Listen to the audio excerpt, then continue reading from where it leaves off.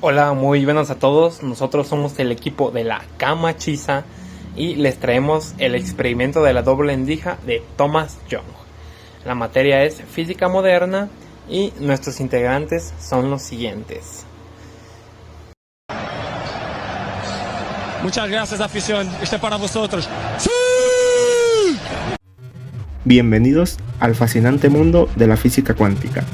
En este video nos sumergiremos en uno de los experimentos más enigmáticos y asombrosos de la historia, el experimento de la doble rendija.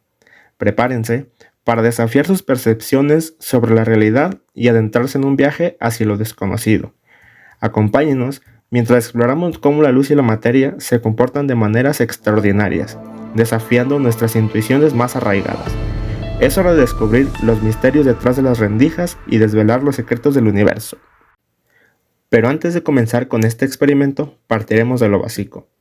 ¿Quién es el autor de este? Thomas Young fue un científico y lingüista inglés. Nació el 13 de junio de 1773 al sudoeste de Inglaterra. Según la Enciclopedia Británica, a él se le adjudica el principio de interferencia de la luz, dándole vida a una teoría ya olvidada hace un siglo, la teoría ondulatoria de la luz. Una vez conociendo a la mente prodigio detrás de este experimento, vayamos a la protagonista del mismo, la luz. Pero, ¿qué entendemos por luz? Bien, primero tenemos que tomar en cuenta que estamos hablando de una de las preguntas más importantes de la historia de la ciencia, dando diferentes hipótesis que llevaron a su experimentación para poder ser comprobadas, con el fin de determinar su naturaleza. De estas numerosas hipótesis, surgen dos que sobresalen de todas las demás, la teoría ondulatoria de la luz y la teoría corpuscular, respaldadas por dos importantísimas figuras, Christian Huygens y Sir Isaac Newton respectivamente. Primero, comenzaremos por explicar la teoría corpuscular, apoyada por Isaac Newton. Esta teoría planteaba que las fuentes de luz emitían partículas muy pequeñas de masa insignificante, que viajaban con mucha rapidez en línea recta hacia el ojo humano, lo cual estimulaba el sentido de la vista. Básicamente, toda esta teoría se basaba principalmente en la propagación rectilínea de las partículas. Por otro lado, la teoría ondulatoria de Huygens explicaba que la luz se mueve en forma de ondas, al igual que el agua, en todas direcciones. Cuando las ondas se combinan, forman un nuevo frente de onda, lo cual puede explicar fenómenos como la reflexión y la refracción de la luz. Es como si cada punto de frente de onda fuera una pequeña fuente de luz que contribuye a la propagación de esta misma en todas direcciones. Estas dos teorías, antes mencionadas, prevalecieron como las principales ideas de la naturaleza de la luz. Es decir, había dos frentes y los físicos no podían ponerse de acuerdo en cuál era la correcta hasta que apareció algo, la mecánica cuántica, lo que propuso una nueva idea que reconcilia ambas teorías aparentemente contradictorias, la dualidad onda-partícula. Esta novedosa idea planteaba que la luz no solo tenía una naturaleza, sea ondulatoria o de partículas, sino que tenía ambas. En experimentos de interferencia, como en el que estamos explicando en este video, la luz exhibe un comportamiento ondulatorio al producir patrones de interferencias, mientras que en experimentos fotoeléctricos, la luz muestra un comportamiento de partícula. Por lo tanto, este concepto proporciona un nexo conceptual, una conexión entre ambas teorías, demostrando que la naturaleza de la luz es más compleja de lo que ofrecen las teorías clásicas.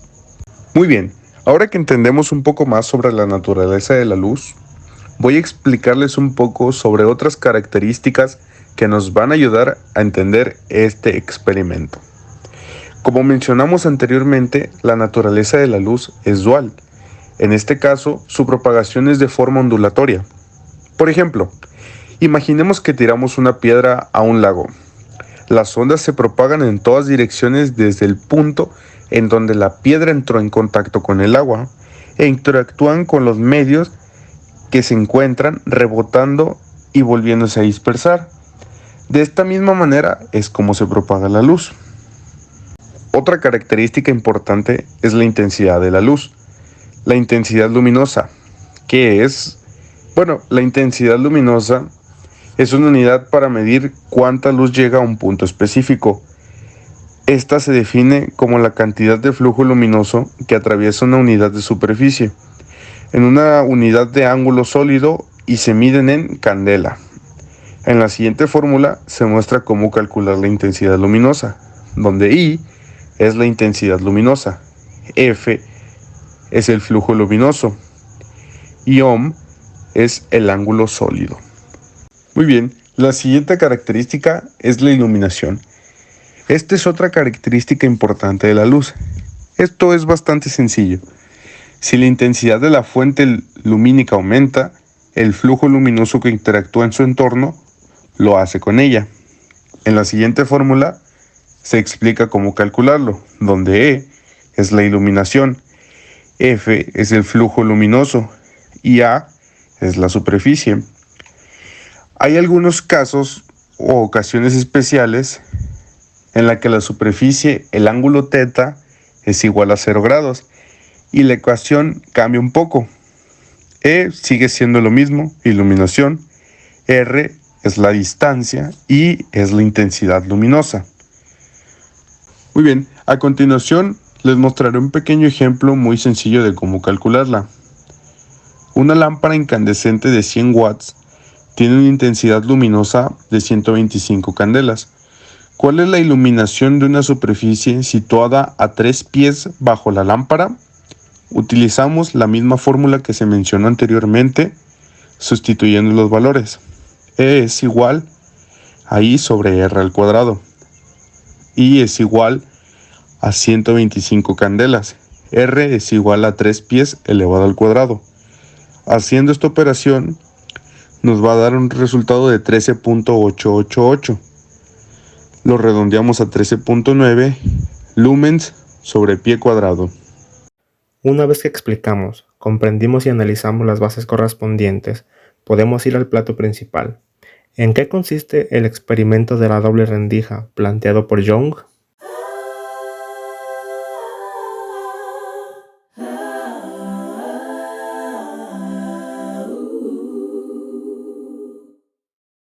Entendiendo todo esto, ¿en qué consiste el experimento de la doble rendija planteado por Young? En 1801, el inglés Thomas Young obtuvo evidencia convincente para la naturaleza ondulatoria de la luz e incluso fue capaz de medir longitudes de ondas para luz visible. La figura 34.5a muestra un diagrama del famoso experimento de Young de la doble rendija. Entonces, ¿cuál es la teoría? Para tener luz proveniente de una sola fuente, Young empleó la radiación solar que pasaba a través de una rendija muy estrecha en una persiana. Este haz de rayos paralelos inciden sobre una pantalla que contiene dos rendijas cercanas entre sí. Si la luz consistiera en pequeñas partículas, se pudiera esperar ver dos líneas brillantes sobre una pantalla colocada detrás de las rendijas. Pero, en vez de ello, se observa una serie de líneas brillantes. Young fue capaz de explicar este resultado como un fenómeno de interferencia ondulatoria. Para poder entender la teoría, consideremos la situación sencilla de ondas planas de la luz de una sola longitud de onda, llamada monocromática, que significa un color. Las ondas planas inciden sobre las dos rendijas como se ilustra en la figura 34.6. Debido a la difracción, las ondas que salen de las dos pequeñas rendijas se dispersan hacia afuera como se indica en la imagen. La explicación que ofrece la teoría ondulatoria para los patrones de líneas que se ven en el experimento de la doble rendija es que en el centro de la pantalla las ondas provenientes de cada rendija recorren la misma distancia y están en fase.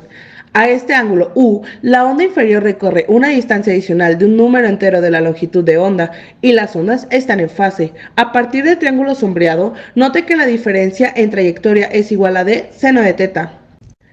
¿En qué consiste el experimento de la rendija?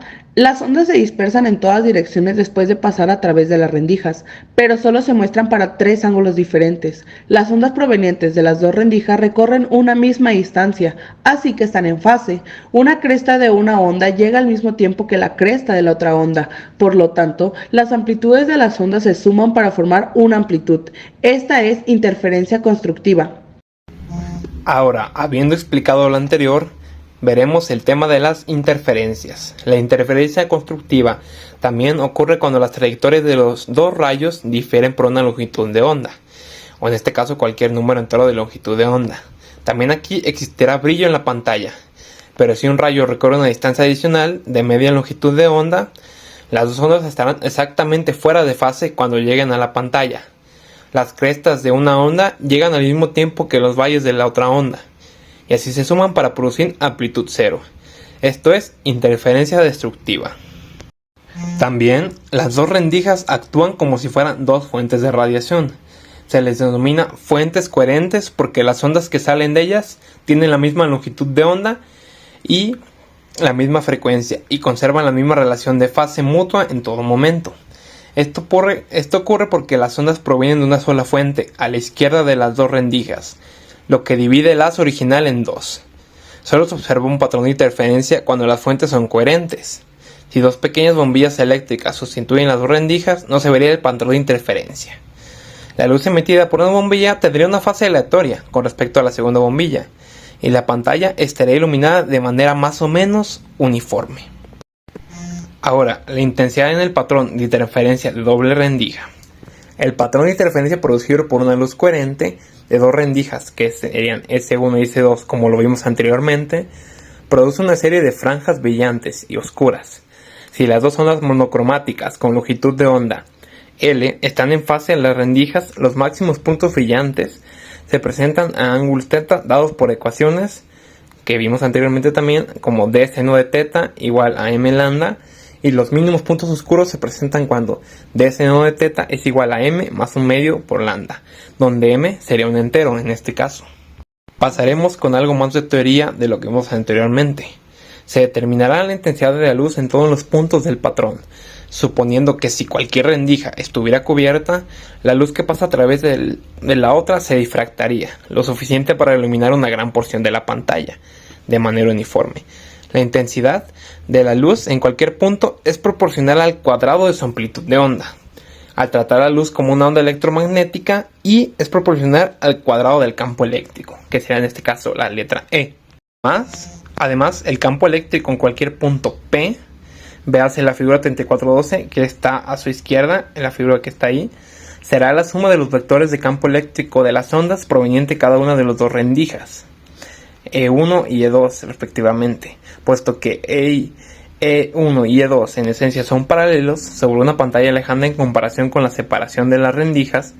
La magnitud del campo eléctrico al ángulo, esto en el punto P será, con el campo eléctrico θ sería sumar E1 más E2. Además de esto, tanto E1 como E2 varían de forma sinusoidal con la frecuencia, diferente en fase, dependiendo de sus diferentes distancias recorridas desde las rendijas.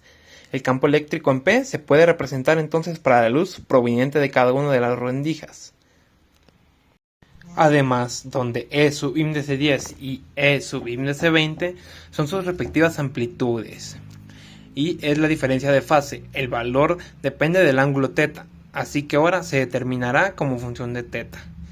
En el centro de la pantalla, o sea el punto 0, θ es igual a 0. Si la diferencia de longitud de trayectoria de P a S1 y S2 es de d seno de θ es igual a lambda sobre 2, las ondas están exactamente fuera de fase, de manera que es igual a phi o 180 grados. Si d seno de θ es igual a lambda, las dos ondas diferencian de fase, por lo tanto es igual a 2pi.